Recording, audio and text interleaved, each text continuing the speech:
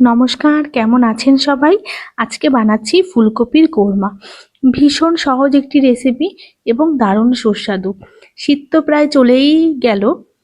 শেষবারের জন্য যে ফুলকপিগুলো পাওয়া যায়, একবার ফুলকপির কোর্মা বানিয়ে নিচ্ছি এবং আপনারাও বানিয়ে নেবেন, দেখবেন দারুণ লাগবে খেতে।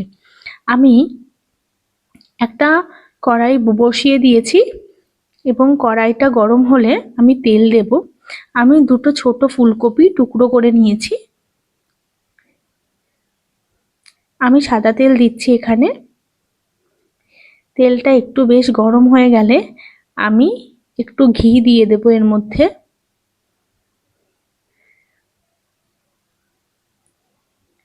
ঘি আর তেলটা যখন ভালোভাবে গরম হয়ে যাবে তখন আমরা ফুলকপিগুলো দিয়ে দেব।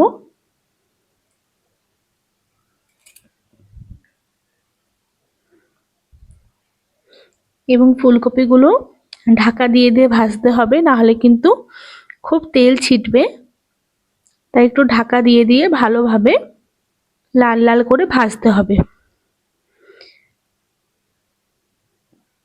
আমি কিন্তু প্রিয়া, আর আপনারা দেখছেন প্রিয়াস কিচেন। আমি একটু নুন দিয়ে দিচ্ছি। নুন দিয়ে ভালোভাবে ভেজে নেব। আবার একবার নেড়ে দিচ্ছি আমি। এই ফুলকপির কোর্মা কিন্তু যেদিন বানানো হয় সেদিনের থেকে যদি একটা দিন ফ্রিজে রেখে পরের দিন বাসি খাওয়া যায় তাহলে কিন্তু আরো বেশি স্বাদ লাগে। শুনতে অবাক লাগলেও একদম সত্যি। ফুলকপির কোর্মা বলুন বা রোস্টের যে কোনো আইটেম বলুন, এটা কিন্তু বাসি বেশি ভালো লাগে খেতে। আর এই রেসিপিটা এতটাই সহজ যে আপনারা একটু পরিমাণে বেশি করে বানিয়ে ফ্রিজে রেখে দিতে পারেন। রুটি, লুচি, পরোটার সাথে কিন্তু এটা দারুণ লাগে খেতে। ভাতের সাথেও অনায়াসে খেতে পারবেন, কিন্তু লুচি, রুটি, পরোটার সাথে বেশি ভালো লাগে। যারা নিরামিষ খান তারা চিকেনের বদলে রাইসের সাথেও কিন্তু এটা নিশ্চিন্তে খেতে পারেন এবং খুব সুস্বাদুও। আমি ফুলকপিটা ভালোভাবে ভেজে নেব। এবার আমি ওই একই তেলে কয়েকটা মটরশুঁটি দিয়ে দিচ্ছি।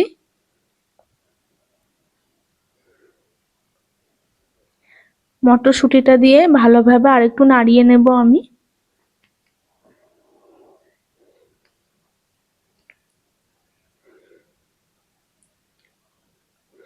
দেখুন ফুলকপিটা কিন্তু সুন্দর লাল হয়ে গেছে। আর একটু ভেজে তারপর আমি কিন্তু তুলে নেব। বা সবগুলো ফুলকপি আমি তুলে নিচ্ছি।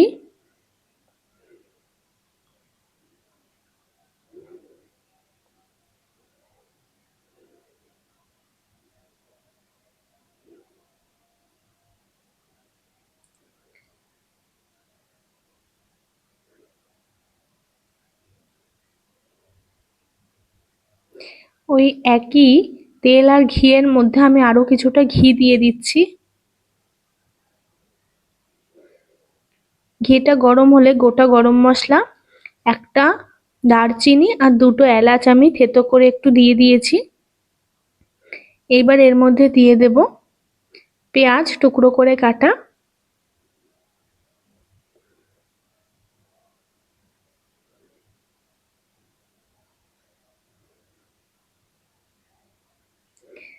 পেঁয়াজটাকে এবার ভালোভাবে আমি ভেজে নেব।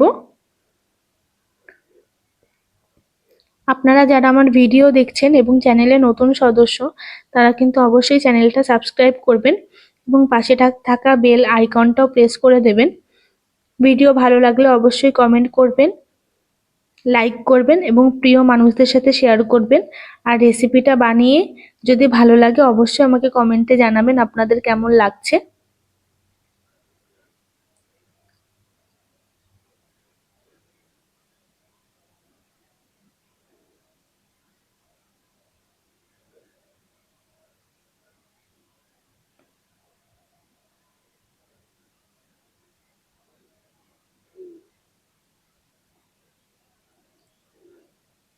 পেঁয়াজটা লাল করে একটু ভাজতে হবে।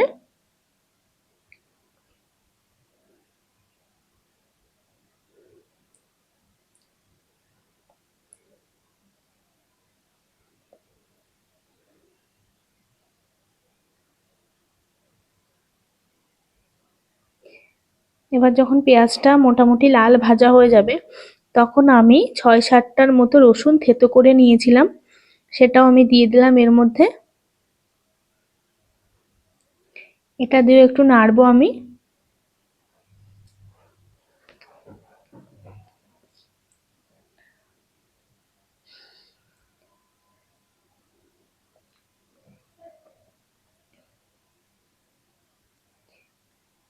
আদা আদাও দিয়ে দিলাম আমি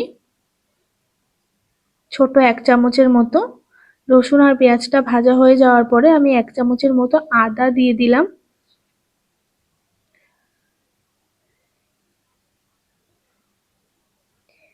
মশলাটা যখন লাল হয়ে যাবে তখন আরেকটু নেড়ে চেড়ে আমরা কিন্তু এবারে পোস্ত বাটাটা দিয়ে দেব। আমি বড় ১ চামচের মতো পোস্ত শুকনো খোলা একটু ভেজে মিক্সিতে পেস্ট করে নিয়েছি।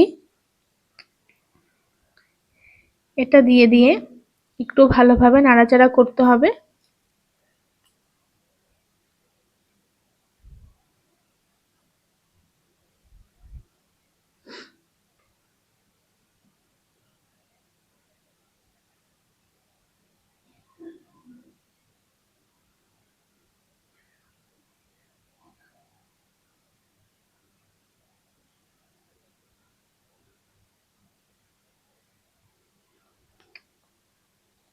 যখন পোস্তটা মোটামুটি ভাজা ভাজা হয়ে যাবে তখন কিন্তু আমি বড় চামচে ২ চামচ দই একটু জল দিয়ে আর অল্প ময়দা দিয়ে ফেটিয়ে নেব এবং ওই ফেটানো দইটা, টক দইটা আমি কিন্তু এর মধ্যে দিয়ে দিলাম।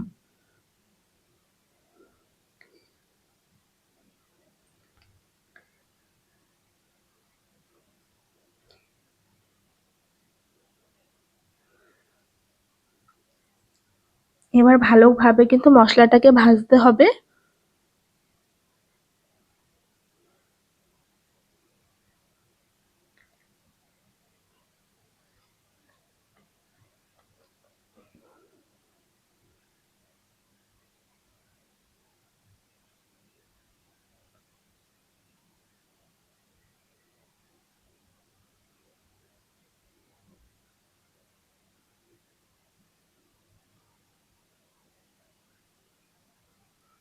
এবার কিন্তু আমি একটু চিনি দিয়ে দিচ্ছি। কোরমাতে কিন্তু একটু চিনি ভালো লাগে খেতে। এই রান্নাটা ঝাল কম হয়, একটু মিষ্টি মিষ্টি ধরনের হয়। আমি ছোট চামচের ১ চামচ মতো চিনি দিয়েছি। স্বাদ অবশ্যই আপনাদের নিজস্ব, নিজেদের ইচ্ছে মতো দেবেন, কারণ চিনিটা অনেকেই কম ভালোবাসেন, কিন্তু কোরমাতে একটু মিষ্টি হলে বেশ ভালো লাগে খেতে। এবার ভাজা ফুলকপি আর মটরশুঁটিটাও আমি এর মধ্যে দিয়ে দিলাম। একটু নাড়াচাড়া করব।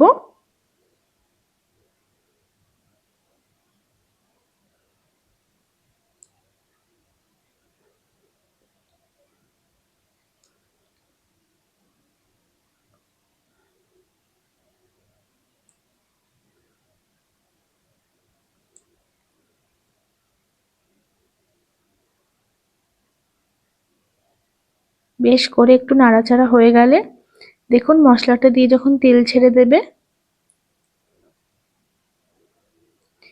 তখন কিন্তু পরিমাণ মতো একটু জল দিয়ে দিতে হবে।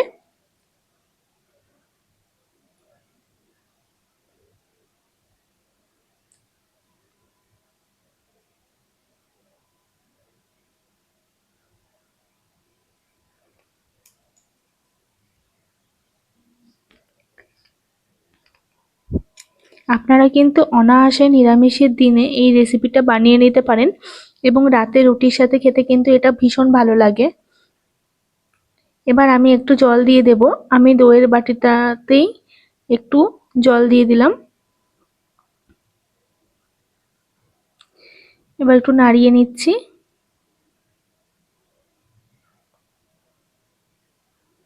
এবার ফুলকপিটা সেদ্ধ হওয়ার জন্য একটু ঢাকা দিয়ে দেব আমি।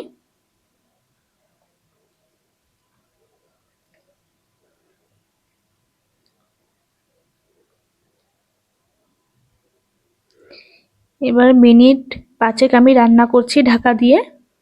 মিনিট 5 পর দেখুন আমি দুটো চেরা লঙ্কা ভেঙে দিচ্ছি। ঝালটা একদমই অপশনাল, কোরমাতে একটু ঝাল কমই হয়, তাই আমি লঙ্কাটা পুরোটা মাঝখান থেকে চিরিনি, দুভাগ করে দিয়ে দিয়েছি। যার প্রয়োজন হবে সে একটু ভেঙে নিয়ে খাবে। আমাদের কিন্তু একদম রেডি হয়ে গেছে ফুলকপির কোরমা, দারুণ সুস্বাদু খেতে। অবশ্যই আপনারা ট্রাই করবেন এবং খেয়ে আমাকে নিশ্চয়ই জানাবেন যে আপনাদের কেমন লাগলো। রেসিপিটা সম্পূর্ণ দেখার জন্য অনেক ধন্যবাদ।